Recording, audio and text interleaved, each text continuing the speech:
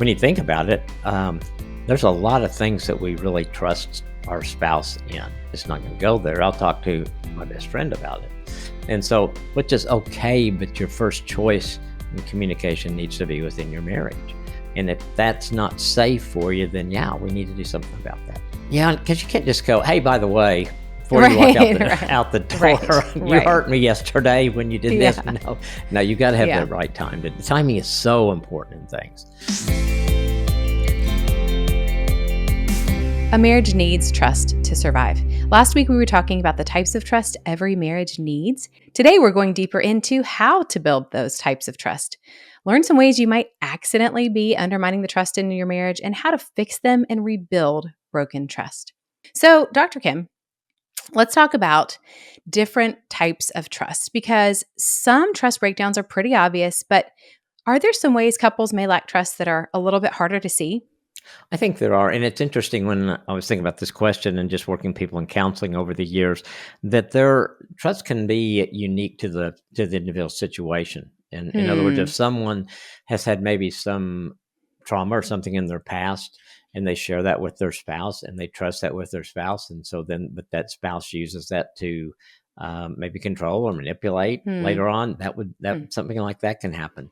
I think that's it. I think also just not being vulnerable. In other words, not sharing your feelings or your thoughts because you're afraid your spouse might not understand, or they may not give you the response you need. And so there's a trust issue there because you're not, don't feel safe to be vulnerable with your spouse.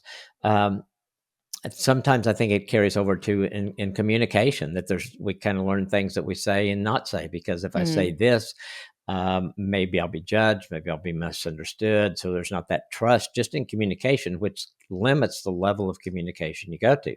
So you're going to we talk about 5 different levels, and the last is being very transparent and open. Well, you're not going to get there if that trust is not there. And I think just that whole deal of not sharing passwords with each other. And maybe it's not just because you don't, maybe both ways. It could be because I don't trust my spouse to have that because I'm afraid he's just going to, or he or she is going to not be faithful and not just use that in the right way. And then I think the other is if your spouse doesn't share passwords with you, then it's saying, okay, what are you hiding? And so, I mean, those are just a few that came to my mind. There's a lot of them, I think, that happen and play out. Finances is certainly one where people, may not be as obvious, but boy, I'm not going to mix my money with that person, or I'm not, those kind of things that come up. So I think there's a lot of different areas. And I think it depends on what has happened in our past, maybe pre-dating marriage, and then what has happened in our marriage so far that has given us some reasons to not trust that person completely in all areas of life and marriage. And when you think about it, there's a lot of things that we really trust our spouse in that just, I trust. If Nancy's driving the car, I trust her to drive it safely. I trust if if we're doing things, there's just so many areas we trust our spouse. And so if I'm riding with Nancy and she goes 100 miles an hour down a 30-mile street, well, I'm not going to trust her with that anymore. I'm not riding with you, lady. She hasn't done that. Okay, good. Thanks for clearing it up. So anyway, I think it's kind of a long way to say that there are a lot of different kinds of trust. Someone may be watching, listening today that's thinking, yeah, this is something that I struggle with in trusting my spouse, because it may be unique to your situation. Well, that's a really good point. And I think that's important to hear, because it's hard when you think about it in blanket statements like, okay, we either have it or we don't, but it's really not that black and white. And that's a helpful thing to hear because at times we've dealt with rebuilding trust after an affair, rebuilding trust after porn use. Right. And so this is more so a little harder to recognize, but I also think that it's stuff that a lot of people could be really held back in their marriage by these lacks of trust. Like you don't want to bring up a topic that's really dear to your heart if you don't know how it's going to be received. Well, that's going to limit the vulnerability and closeness and connection you can have, but it's coming from a lack of trust. And so I appreciate that you've just brought that to the table, because it's an area that probably a lot of us need to figure out how to work on. Yeah, because I think, if you really stop and think about it, say over the next few days, and you think, is there any time that I am hesitant to share something with my spouse? Is there any Mhm. thing that I'm not going to be open with, vulnerable with, Mhm. because I'm not sure how they're going to respond, and so I'm just not going to Mhm. go there. I'll talk to my best friend about it, and so Mhm. which Mhm. is okay, but your first choice in communication needs to be within your marriage. And if Mhm. that's Mhm. not safe for you, then yeah, we need to do something about that. Yeah.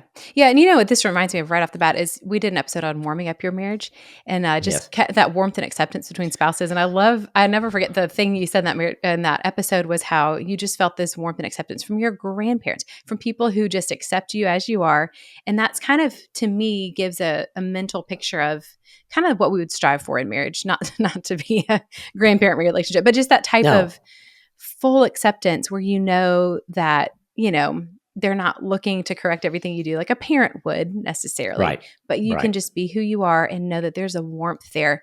So I'll link to that episode because I think you said some really helpful things about creating that connection and warmth that kind of hit on what we're talking about here. Absolutely. Because if we do that, it takes care of a lot of the other things we're talking about Yeah. today. That's so true. That's so true. So, if we want to rebuild trust, what are some of the practical ways to address that need to rebuild trust without blaming your spouse or putting them on the defensive? And that's hard. Mhm. Because, Mhm. so I think you start with prayer. I go there all Mhm. the time, but Mhm. focus on in praying, asking God, I really want healing here. I want my Mhm. spouse to hear me. I don't want to Mhm. blame them. I don't want to get defensive. I really want healing there. And then I think just some of the basic stuff we do in conflict resolution is make sure you have a good time to sit down and talk about it. And that's a time Mhm. when you don't have interruptions, you don't have distractions as much as you can control that. If you got Mhm. little kids, that may mean you guys do it at a time when the kids are somewhere else, grandparents have them, Mhm. or you have a babysitter and you guys go somewhere else to have that conversation.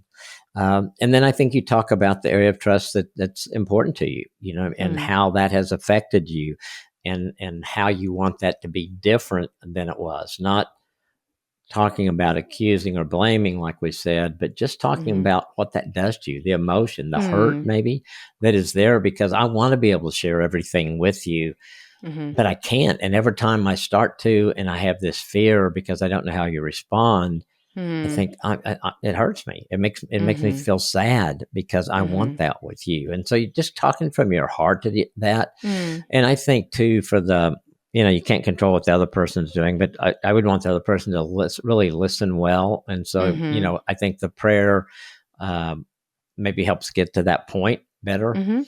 And Mhm. then looking, okay, what's the root cause there? Mhm. Why do I not feel safe with you? And let me give you, and then I think some examples. This happened here, Mhm. and this happened here, and this Mhm. happened here. And then your spouse may say, "Oh my gosh, I didn't realize I was doing that," or your spouse may say, "Yeah, I've been doing that, haven't I? And Mhm. I want Mhm. to stop." That's Mhm. what you want. You want Yeah. acknowledgement. You want, okay, we can work on this together. And then Mhm. how do we prevent that from happening in the future? Maybe it's something you guys pray about together. Maybe your spouse gives you permission. Hey, if you're starting to feel that way again, please tell me and tell me what I did Mhm. so that I can get back on the right path with that. Because if that really has been a habit that I've been doing, I may need a little help to do that. It may not happen Mhm. overnight. And then I think just that consistency, accountability, follow up with that. I would say, a couple of weeks, just schedule something, and the other spouse says, "Hey, have you felt safe? Am I doing better in that? Are Mm. you Mhm. feeling more comfortable?" And then you can say, "Yeah, I am." Or, this happened and I was making forward this, and I'm all the way back to ground zero again. But I probably took a step back when this happened. And so Mm. I'm Mhm. working on that. So I Mhm. think it's just what you want to do is get where you work together. And so what I'm talking Mhm. about in these steps is really that you both want this to work. You want what's best for Mhm. your marriage. It becomes different if your spouse is not responsive to that. Mhm. Then you're talking about, okay, maybe we go to counseling. Maybe I Mhm. go to counseling, got to take another Mhm. step. But the first step, I think, is to pray, ask God's help, and then kind of go through and talk about what happened, talk about it from your heart, and then try Mhm. to see if your spouse is on board with coming up with how do we solve this? How do we solve this going forward? So I'm hearing a lot of like intentionality, proactivity with just Yeah. planning the time, preparing for the time, and then preparing follow up. I like that a lot. That's good. Yeah, because you can't just go, "Hey, by the way." before you walk out Right. out the door. Right. You Right. hurt me yesterday when you did this. Yeah. No, you got to have Yeah. that right time. The timing is so important in things. And sometimes, Yeah. and I think you pray about that. God, when is the right timing? You know, Mhm. when is a good time for us to talk about that? And yes, and I think there's Mhm. always got to be the follow up and accountability. You've got to say, are Mhm. we doing this good or not? Because you don't want to end up in the Yeah. same place in a few months later that you were the time that you first talked about it.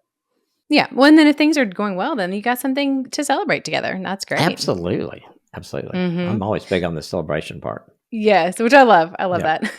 Yep. We'll go out for ice cream Yes. anytime we can. Anytime. So good. So, okay, let's talk about some examples here because I'd like to flesh this out with just some different areas where maybe you can make Sure. it a little tangible. So, if we're talking about maybe a spouse who's consistently gone over budget, how can a couple start to repair the trust in the spouse who's not been trustworthy? Well, I think you get obviously acknowledge the problem like that, and Mhm. you say, okay, what do we need to do? I think setting up a budget Mhm. just practically is an important thing, and in that, both of you have discretionary income in that. So Mhm. it's not like you're putting a budget should never, I don't think, feel like it's a prison somebody put me in. Right. I think it should Right. be okay. We want to be good stewards of what God's given us, and so our budget helps us to do that. And so we know what our Mhm. expenses are. We know that we have some extra money. We set aside some money for entertainment for the two of us, and Mhm. so you've got kind of a roadmap there. And Mhm. I think that's a big first step for a lot of couples because when you don't Mhm. really have a handle on it, you say, "Well, you're not trustworthy with money." Well, okay, what? Well, the credit card's too high. Okay, well, Mhm. you've got to kind of get practical about it. Um, Mhm. Mhm. and I think sometimes, I believe in having joint checking account, especially Mhm. for expenses. I Mhm. know some people have their, you've established yourself, you're getting married maybe a little bit Mhm. later, you've had your own account forever, you don't trust someone with that, but at least start out with having a joint account where you put money in for your expenses. So there's accountability there and that you Mhm. both have access to that, Mhm. look at it together. I think you could talk about things like a spending limit. Okay, we're not going to spend over this amount without talking to each other. Mhm. I think Mhm. that's helpful, and whatever works for where you are in your budget at this point. If it's Mhm. $10, if $50, it's $100, whatever it is. And Mhm. then I think just as the commitment to be honest with spending, not hide anything, Mm. Mhm. because I think having a credit card your spouse doesn't know about is Mhm. not good. It's not good for you. Mhm. It's not good for your Mhm. marriage. Not good for your spouse. And it just one lie leads to another because when you buy that outfit and you're bringing it out and your spouse says, "Oh, is that new?" and you're saying, Mhm. "No, I've had this for years. Did you forget?" Yeah. And then the price tag's still hanging on it. Then that's not going to build much trust. No. Um, No. and I think for both in this, but especially the one who's didn't consistently go over budget, be patient, be Mhm. understanding, Mhm. forgive. This isn't something you hold over your spouse's head. There may Mhm. have been, early, maybe your spouse um, just kind of had free reign with money. I mean, when you're single Mm. and you maybe have a couple of roommates and so your expenses aren't much, you've got a Mhm. lot of free money to spend then. And all Mhm. of a sudden you Mhm. get married and it's not that way. And so it may be Mhm. just helping your spouse get to that transition and to know what Mhm. do we want as a couple? What Mhm. are our goals Yeah. with finances? And so I Mhm. think the whole thing with going over budget can be addressed by going back and saying, okay, what do we really want here? How do we want Mhm. to do our Mhm. finances? What are some Mhm. things we put in place that are good for both of us and both for our marriage? Yeah.